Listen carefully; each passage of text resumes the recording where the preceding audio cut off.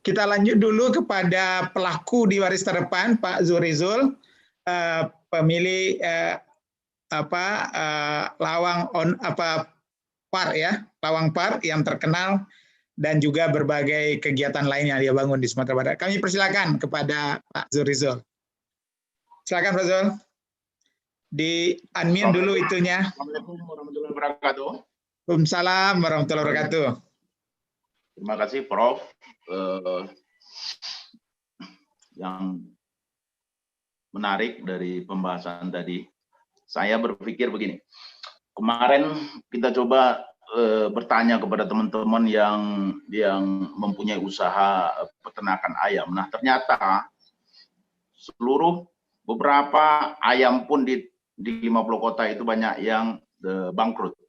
Saya tanya kenapa? Nah, ternyata karena pasokan ayam ke hotel, pasokan ayam ke restoran masa COVID ini terhenti. Artinya apa? Artinya memang ternyata pariwisata ini adalah pohon industri. Bahwa banyak yang terdampak dari permasalahan pariwisata ini. Kami menghitung ada 39 UMKM atau usaha yang bersinggungan langsung dengan pariwisata. Nah, ini masalah besar kita. Ke depan seperti apa? Saya melihat pandemi ini adalah hikmah bagi kita. Kenapa saya bilang hikmah? Ya, kita mempunyai waktu untuk membenahi pariwisata Sumbar agar dia memang ready to sell. Dia memang layak untuk kita jual, baik untuk Nusantara maupun untuk mancanegara. Apa yang harus kita lakukan ke depannya? Nah, saya mungkin mengulasnya, kita awali dulu. Ini kita Sumbar mau segmen pasarnya siapa sih? Untuk yang akan datang ke Sumbar. Kita mempunyai 4 pintu land transfer atau jalur darat. 1 dari Bengkulu, 1 lagi dari Jambi, Damasraya, 1 lagi pintu dari Riau, Kepulauan Riau itu, Payakumbuh, 1 lagi dari Padang Sidempuan atau masuknya ke Pasaman. Ada 4 pintu masuk. Terus yang dari jalur udaranya itu Jakarta dan Kuala Lumpur. Nah begini, segmen pasar kita patok dulu untuk kedepannya. Kita Sumbar ini mau sasar segmen siapa sih? Apakah kita segmen mancanegaranya itu kita masuk Asia atau Timur Tengah?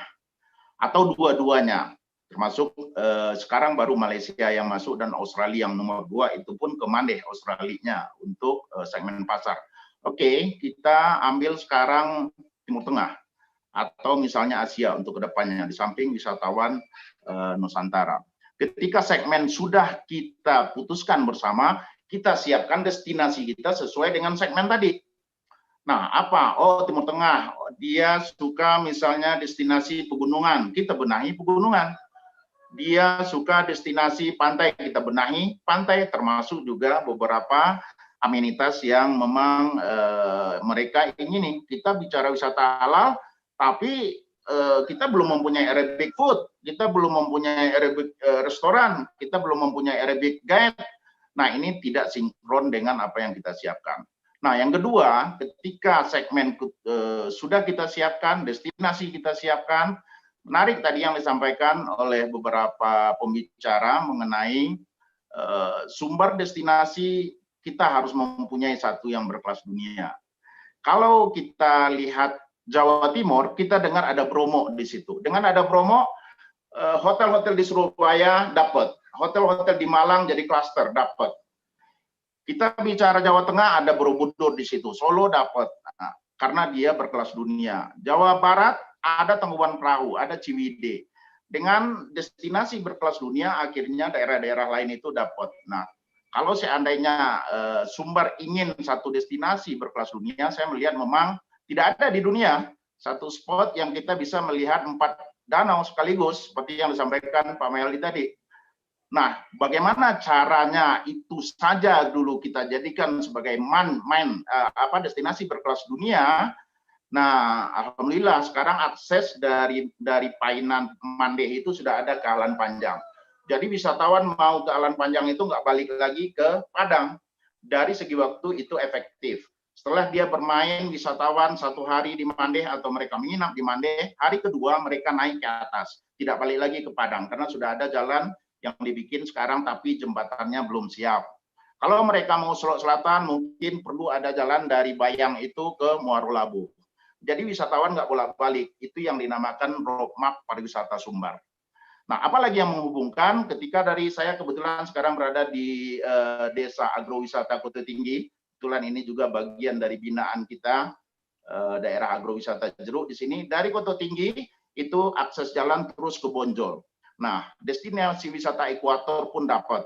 Jadi nggak ada lagi bus pariwisata itu yang bolak-balik, yang akhirnya orang bosan melewati jalan yang sama untuk balik.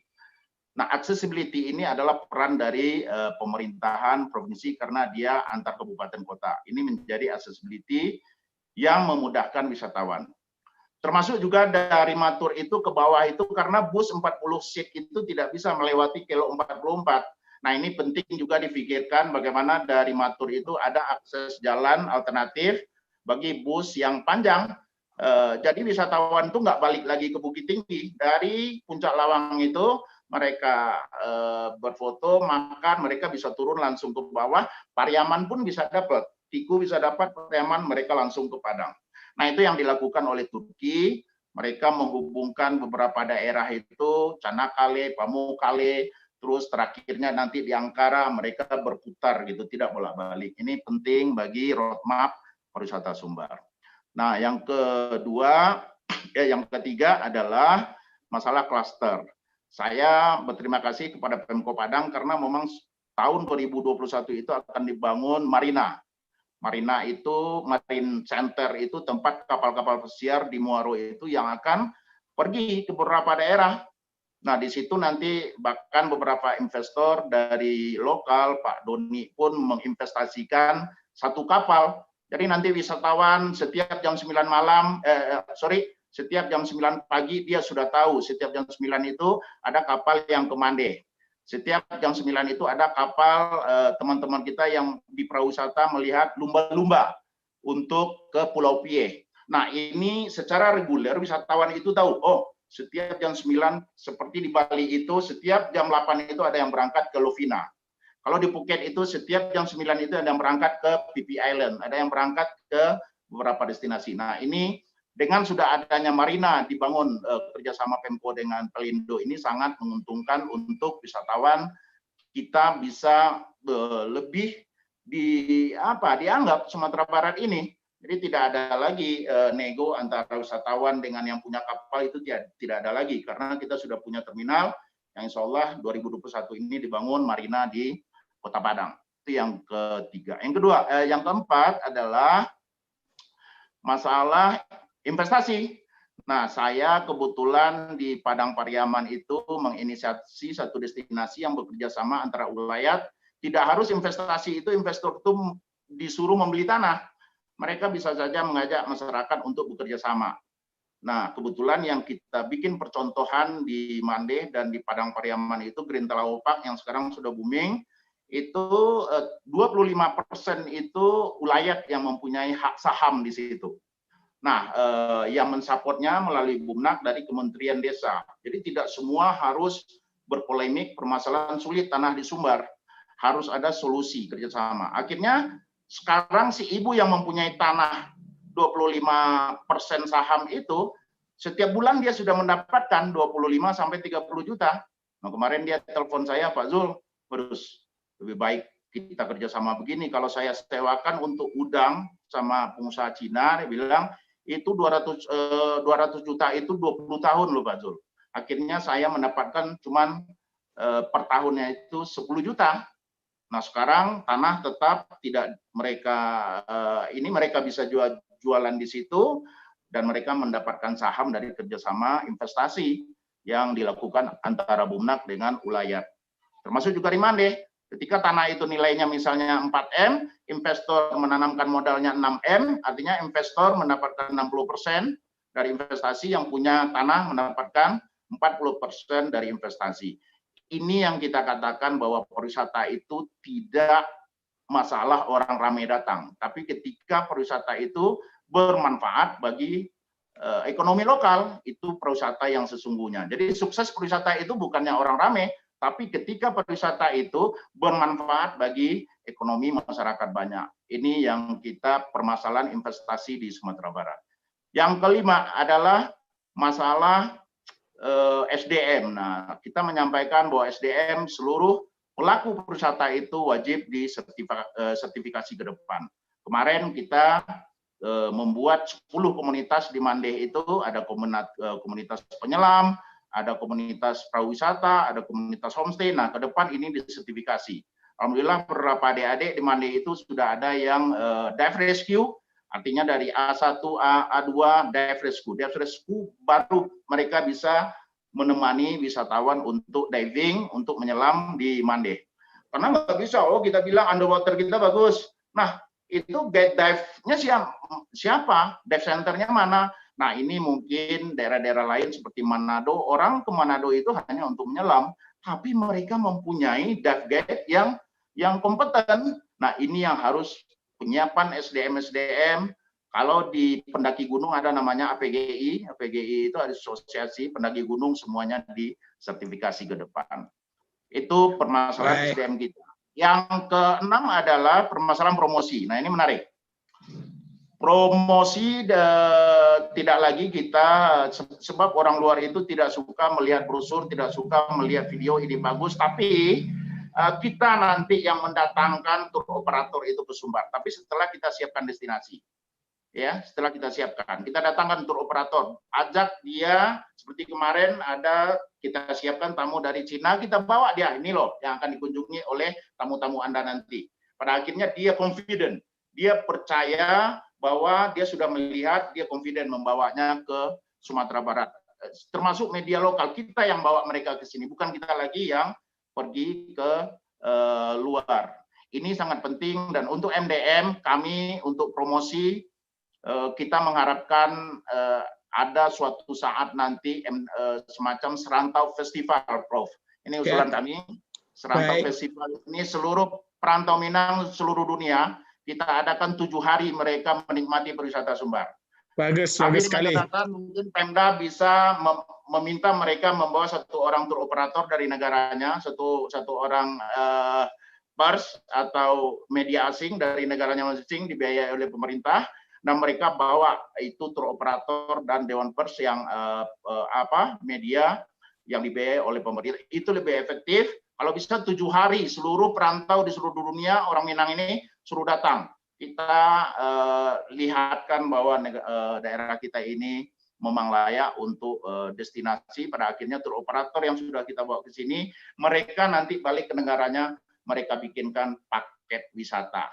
Itu mungkin, dan beberapa festival ke depan saya berharapkan. Kemarin saya mengadakan festival berkelas dunia, itu International Rafting Festival itu di Siloke. Nah, itu mereka sangat kagum. Jangan lagi festival-festival yang pengunjungnya itu adalah orang lokal, rame-rame, tapi yang datangnya itu ya orang Secincin, Luang, gitu kan.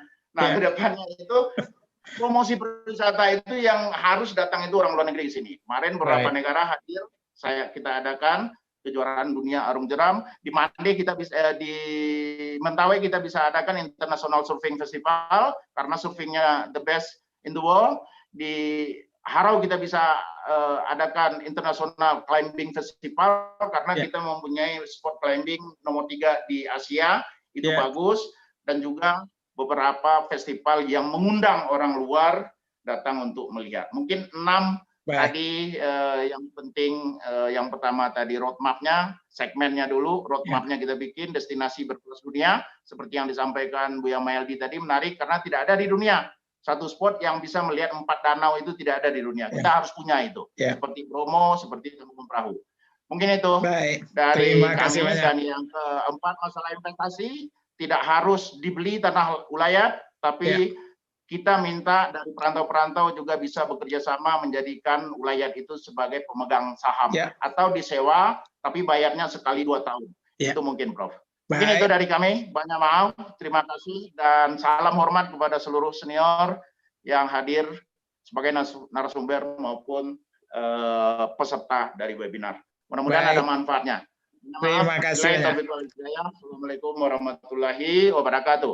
Waalaikumsalam. Terima kasih Pak Zurizul. Ini tindak lanjut yang sudah sangat jelas ini ya, sudah bertemu, nanti kita bagaimana Minang sedunia ini pulang bersama, tapi bawa juga tur operator dari negara-negara itu ya Pak Zurizul untuk melihat Betul. bagaimana kita pulang bersama dengan segala kecanggihan Dan dianggarkan oleh APBD, operatornya itu Betul. dibayarkan oleh pemerintah. Nah ini masanya kita mengundang Pak Roseno